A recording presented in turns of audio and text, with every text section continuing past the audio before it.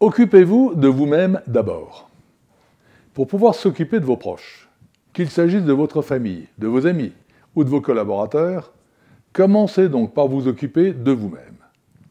Les consignes de sécurité dans les avions en sont à cet égard la parfaite démonstration. S'il y a un incident, vous commencez par mettre votre masque à oxygène, car si vous ne le faites pas, vous n'aurez rapidement plus la force de vous occuper de ceux qui vous entourent. Quand on ne s'occupe pas de soi, il devient très difficile de s'occuper des autres. Alors suivez ces quelques préceptes. Enrichissez vos relations humaines. Il faut garder du temps pour sa famille, ses proches et ses relations. Ce temps doit être traité au même niveau que celui consacré aux relations d'affaires. Il doit être inamovible dans votre agenda et non sous la forme d'un « si j'ai le temps, je ferai ceci, cela ». Prenez régulièrement rendez-vous avec vous-même et notez-le dans votre agenda, comme vous le faites pour n'importe quel rendez-vous.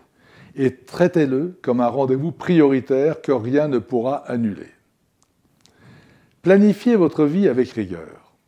Remplir ses journées avec des choses sans importance et vouloir les traiter avec efficacité est du dernier ridicule.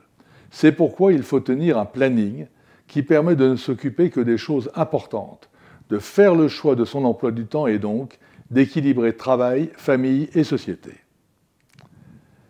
Appréciez la vie que vous vivez. Ne laissez pas de côté les petits plaisirs du quotidien. Prenez le temps de les apprécier afin de pouvoir rebondir avec bonne humeur sur des choses plus sérieuses. Prenez du temps pour vos loisirs. La vie est une aventure dans laquelle il faut trouver de la joie. À quoi sert de s'engager dans la poursuite d'objectifs ambitieux si on ne peut pas se divertir de temps en temps? Le rire fait partie des activités qui favorisent la motivation. Ne vous en privez pas.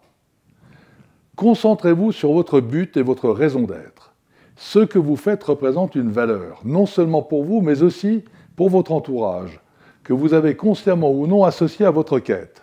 Votre réussite fait aussi partie de leurs aspirations. Mais sachez vous consacrer du temps à vous-même et ne transigez pas avec cette exigence. Restez déterminant dans votre écoute de vous-même, vous êtes celui qui sait le mieux ce qui est bon pour vous. Gardez l'envie de faire les choses que vous aimez. N'hésitez pas à mettre en œuvre des rituels quotidiens pour mieux vivre. Si vous possédiez un cheval de course d'1 million d'euros, vous seriez aux petits soins pour lui. Vous veilleriez à son repos, à son entraînement, vous lui feriez faire des check-ups réguliers par votre vétérinaire. Dans votre vie et votre activité, vous êtes ce cheval de course à 1 million d'euros. Est-ce que vous vous soignez aussi bien? À bientôt.